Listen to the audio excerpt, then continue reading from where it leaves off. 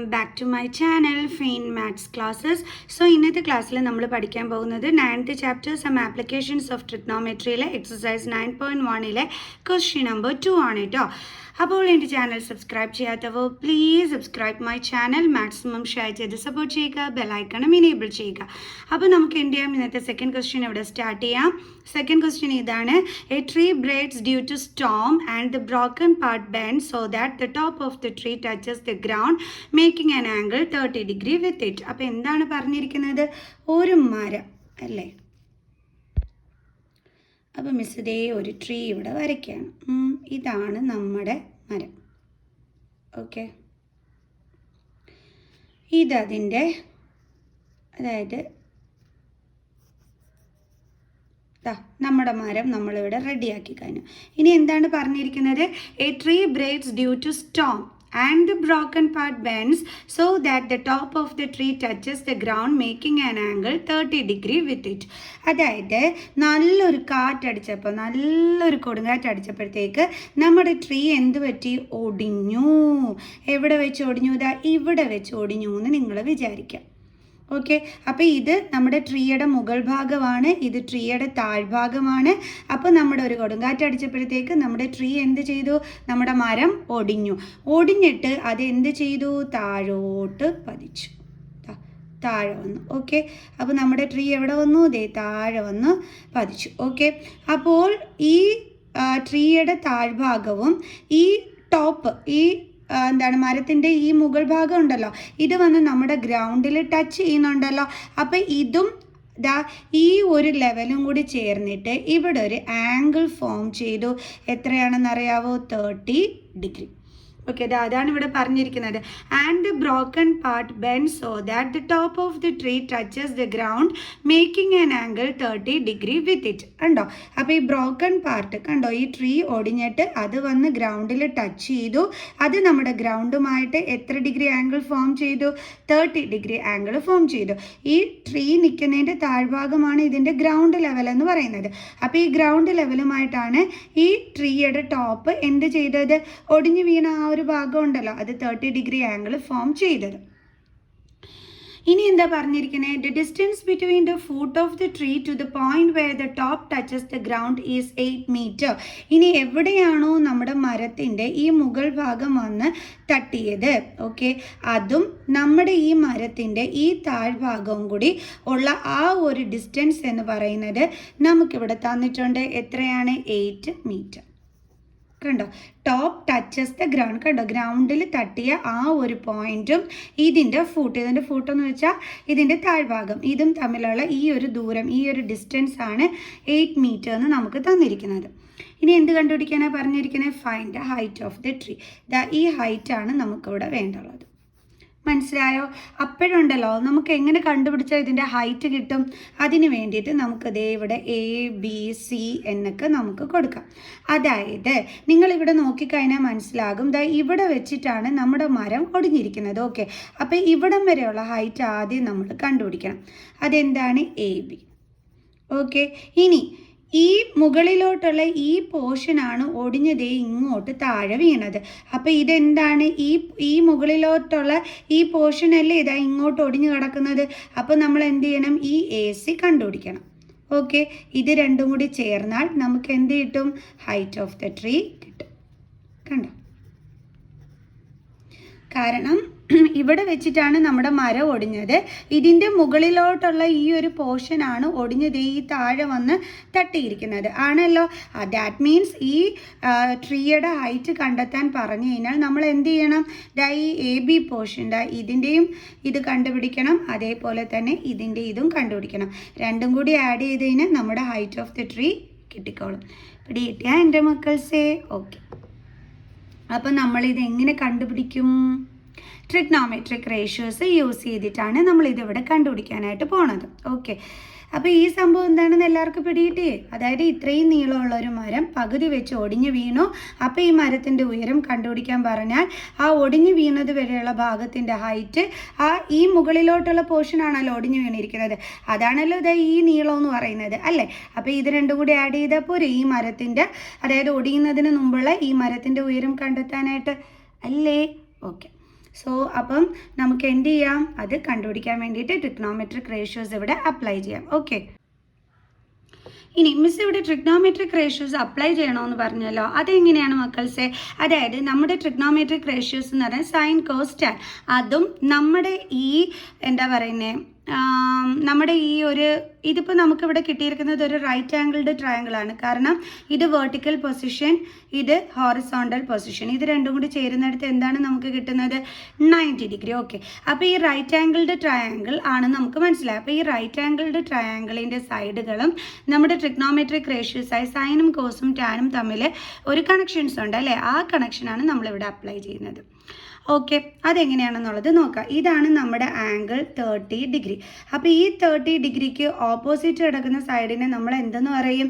Perpendicular എന്ന് നമ്മൾ പറയും. പെർപെൻഡിക്കുലാർ അല്ലെങ്കിൽ നമ്മൾ ഓപ്പോസിറ്റ് സൈഡ് എന്ന് പറയും. ഇതിൻ്റെ കൂടെയുള്ള ആ ഒരു സൈഡിനെ നമ്മൾ എന്തെന്ന് പറയും? ബേസ് അല്ലെങ്കിൽ നമ്മൾ പറയും അഡ്ജസൻറ്റ് സൈഡ് എന്ന്. ഇതെന്താണ് 90 ഡിഗ്രിക്ക് ഓപ്പോസിറ്റ് കിടക്കുന്നത്? ഹൈപ്പോട്ടിന്യൂസ്. കണ്ടോ? അതായത് നമ്മൾ ഇവിടെ ആദ്യം കണ്ടുപിടിക്കാൻ പോണത് എ ബി ആണ്, മീൻസ് പെർപെൻഡിക്കുലാറാണ് കണ്ടുപിടിക്കാനായിട്ട് പോണത്. അപ്പം ഈ പെർപെൻഡിക്കുലാറും പിന്നെ നമ്മുടെ കയ്യിൽ ആകെ എന്തേ ഉള്ളൂ? ബേസേ ഉള്ളൂ. അപ്പം നമ്മൾ എന്ത് നോക്കണം? ഈ പെർപെൻഡിക്കുലാറും ബേസും വരുന്ന രീതിയിൽ ട്രിഗ്നോമെട്രിക് റേഷ്യോസുമായിട്ട് കണക്ട് ചെയ്തിട്ടുള്ള ഫോർമുല ഏതാണെന്ന് നോക്കണം. അതിന് നമുക്ക് നമ്മുടെ ട്രിക്ക് എഴുതാം. നമ്മുടെ ട്രിക്ക് എന്തായിരുന്നു? Some people have curly brown hair through proper brushing. Okay, S എന്താണ്? സൈൻ, സി എന്താണ്? കോസ്, ടി എന്താണ്? ടാൻ. സോ ഈ പി എന്ന് വെച്ചാൽ എന്താണ്? പെർപെൻഡിക്കുലാർ. അതേപോലെ ബി എന്ന് പറഞ്ഞാൽ എന്താണ്? ബേസ്. അപ്പോൾ ബേസും പെർപെൻഡിക്കുലാറും തമ്മിൽ കണക്ഷൻ വരുന്ന ആ റേഷ്യോ ഏതാണ്? ടാൻ. അപ്പോൾ ടാൻ ആണ് നമ്മളിവിടെ കണ്ടുപിടിക്കേണ്ടതെന്ന് നമുക്ക് മനസ്സിലായി. ഓക്കെ, ടാൻ എത്രയാണ്? ആംഗിൾ എത്രയാണ് ഇവിടെ തന്നിരിക്കുന്നത്? 30 ഡിഗ്രി. അപ്പോൾ നമുക്ക് എഴുതാം.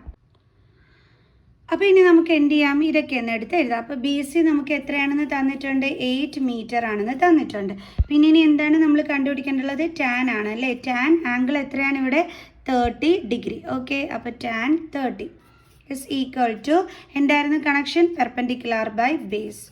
Perpendicular by base. അപ്പോൾ ടാൻ 30 എത്രയാണ്? ടാൻ 30 അറിയണമെന്നുണ്ടെങ്കിൽ നമ്മുടെ ആ ടേബിൾ നമ്മൾ അറിയണം അല്ലേ? ആംഗിൾസും നമ്മുടെ ട്രിഗ്നോമെട്രിക് റേഷ്യോസുമായിട്ടുള്ളത്. അതെങ്ങനെയായിരുന്നു എൻ്റെ മക്കൾസെ? എളുപ്പവഴി പറഞ്ഞുതരാം.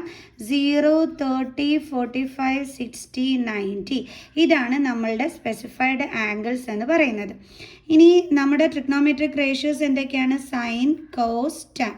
ഇനി എളുപ്പവഴി എന്താണ്? 0 ഫസ്റ്റ് എഴുതണം, ഇവിടെ 1 ലാസ്റ്റ് എഴുതണം. കാണാതെ പഠിക്കാതെ എഴുതാനുള്ള രീതിയാണ് കേട്ടോ പറഞ്ഞു തരുന്നത്. 0യുടെ നെക്സ്റ്റ് നമ്പർ 1, 1ൻ്റെ നെക്സ്റ്റ് നമ്പർ 2, അപ്പോൾ 1/2. 1/2 അതേപോലെ എഴുതിയിട്ട് 2ന് റൂട്ട് കൊടുക്കണം. അടുത്ത എന്ത് ചെയ്യും? 2ൻ്റെ നെക്സ്റ്റ് നമ്പർ 3, അതിന് റൂട്ട് കൊടുത്തു, ഡിവൈഡഡ് ബൈ ഇവിടെ എല്ലാം ഡിനോമിനേറ്റർ 2 ആണ്, അപ്പോൾ ഇവിടെയും 2.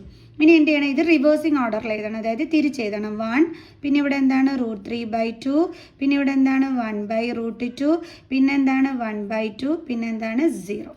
ഇനി ടാൻ കണ്ടുപിടിക്കാൻ എന്ത് ചെയ്താൽ മതി? സൈൻ ബൈ കോസ് ചെയ്താൽ മതി. അതായത് 0/1 0. ഇനി സെയിം ഡിനോമിനേറ്റർ ആകുമ്പോൾ ഇത് കട്ടായി പോവും.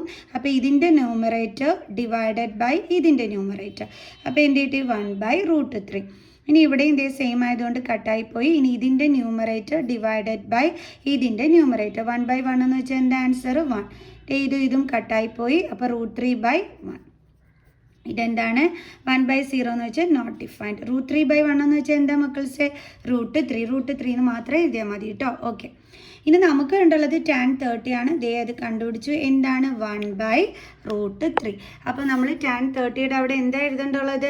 1/√3 ഇസ് ഈക്വൽ ടു, ഇവിടെ പെർപെൻഡിക്കുലാർ എന്ന് പറഞ്ഞിട്ട് നമ്മുടെ ഈ സൈഡിൽ നമ്മൾ എന്തായിരുന്നു എടുത്തിരുന്നത്?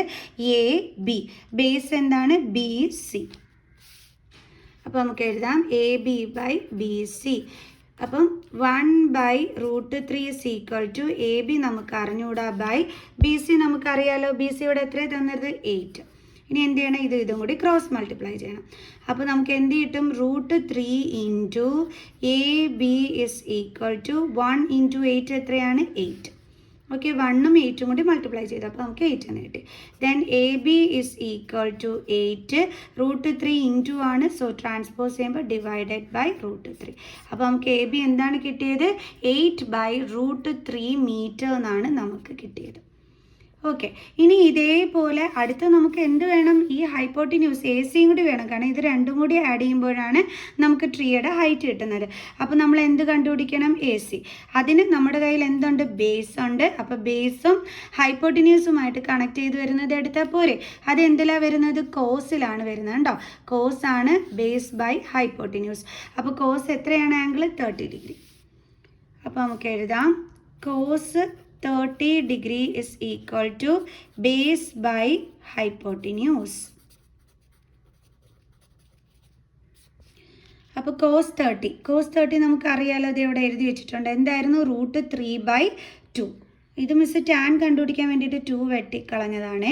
കോസ് 30 എന്ന് വെച്ചാൽ എന്താണ്? √3/2. അപ്പോൾ അത് മിസ് ഇവിടെ എടുത്ത് എഴുതി. ഇസ് ഈക്വൽ ടു ബേസ് എന്തായിരുന്നു? BC. ഹൈപ്പോട്ടിന്യൂസ് എന്ന് പറയുന്നത് എന്താണ്? AC. അപ്പോൾ AC അല്ലേ, BC/AC. അപ്പോൾ √3/2 ഇസ് ഈക്വൽ ടു BC നമുക്കറിയാം എത്രയാണ്? 8 ആയിരുന്നു. അപ്പോൾ 8/AC. ഇനി എന്തെയും ക്രോസ് മൾട്ടിപ്ലൈ ചെയ്യും. ഇത് മനസ്സിലായല്ലോ, BC/AC എന്ന് എഴുതിയത്. ഇവിടെ ബേസ് BC ആണ്, AC എന്താണ്? ഹൈപ്പോട്ടിന്യൂസ് ആയിരുന്നു. കണ്ടോ? ഇനി cross multiply. √3 into AC is equal to 2 into 8. That is √3AC is equal to 16. Then AC is equal to 16.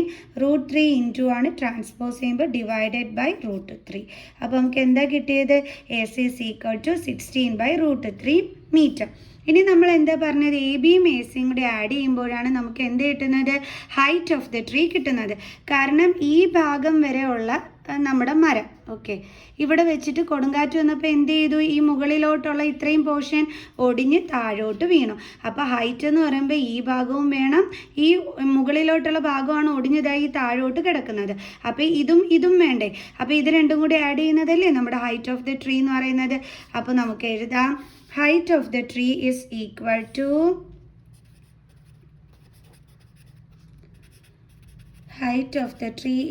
equal to AB plus AC is equal to AB എന്താ നമുക്ക് കിട്ടിയത്? 8/√3 plus AC എന്താണ് കിട്ടിയത്? 16/√3 is equal to 8 plus 16 എത്ര കിട്ടും? നമുക്ക് 24/√3 എന്ന് കിട്ടും അല്ലേ. അപ്പോൾ നോക്കിക്കേ, നമ്മുടെ ഡിനോമിനേറ്ററിൽ എന്താണ്? ഒരു ഇറാഷണൽ നമ്പർ ആണല്ലേ കിടക്കുന്നത്. അപ്പോൾ ഇങ്ങനെ വന്നാൽ ശരിയാവോ? ഇല്ല. അപ്പോൾ നമ്മൾ ഇതിനെ എന്ത് ചെയ്യണം? റാഷണലൈസ് ചെയ്യണം. ഇതിനെ റാഷണലൈസ് ചെയ്യാൻ നമ്മൾ എന്ത് ചെയ്യും? ഈ ഡിനോമിനേറ്ററിൽ എന്താണോ കിടക്കുന്നത് അതുകൊണ്ട് മുകളിലും താഴെ എന്താ ഇതേപോലെ മൾട്ടിപ്ലൈ ചെയ്യും. അപ്പോൾ ഈസ് ഈക്വൽ ടു നമുക്ക് എന്ത് കിട്ടും? 24√3 ഡിവൈഡഡ് ബൈ √3 ഇൻറ്റു √3 എന്താ വരുന്നത്? 3. അതെങ്ങനെയാണ് മക്കൾസ്? √3 ഇൻറ്റു √3 3 കിട്ടുന്നത്? √3 ഇൻറ്റു √3 എന്ന് പറഞ്ഞാൽ √9 ആണ്. സ്ക്വയർ റൂട്ട് ഓഫ് 9 എന്ന് വെച്ചാൽ എത്ര? ആൻസർ 3. അതുകൊണ്ടാണ് മിസ് ഇവിടെ √3 ഇൻറ്റു √3 3 എന്ന് എഴുതിയത്. ഇനി നോക്കിക്കേ, ഈ 3യും ഈ 24ഉം കൂടി നമുക്ക് കട്ട് ചെയ്തുകൂടെ? 3യുടെ ടേബിൾസിൽ 24 ഉണ്ട്. അപ്പോൾ 3 8s are 24. സോ നമ്മുടെ ആ ഫൈനൽ ആൻസർ എന്താണ് കിട്ടിയത്? ഇസ് ഈക്വൽ ടു 8√3 എന്നാണ് നമുക്ക് കിട്ടിയത് അല്ലേ. സോ അതൊന്ന് ഇനി നമുക്കെടുത്ത് എഴുതാം. ഇവിടെ എഴുതാം. Therefore height of the tree is equal to എത്രയായിരുന്നു നമുക്കിവിടെ കിട്ടിയത്? ഇവിടെ കട്ട് ചെയ്ത് കളഞ്ഞപ്പോൾ ഈ 3യും 24ഉം കൂടി കട്ട് ചെയ്ത് ഇവിടെ 8 ആയി. 8 ഉണ്ട്, പിന്നെ √3 ഉണ്ട്. അതായത് 8√3 ആണ് നമുക്കിവിടെ ആൻസറായിട്ട് കിട്ടിയത്. അപ്പോൾ നമുക്കിവിടെ എഴുതാം 8√3 മീറ്ററിലാണ് കൊടുത്തിരിക്കുന്നത്. സോ മീറ്റർ കണ്ടുപിടിച്ചു നമ്മൾ ഹൈറ്റ് ഓഫ് ദ ട്രീ. അപ്പോൾ എല്ലാവർക്കും ഇന്നത്തെ ഈ ഒരു വീഡിയോ മനസ്സിലായി കാണുമെന്ന് വിചാരിക്കുന്നു. സോ അടുത്ത ക്വസ്റ്റ്യനുമായിട്ട് അടുത്ത വീഡിയോയിൽ കാണുന്നത് വരെ ബൈ സ്റ്റുഡൻസ്.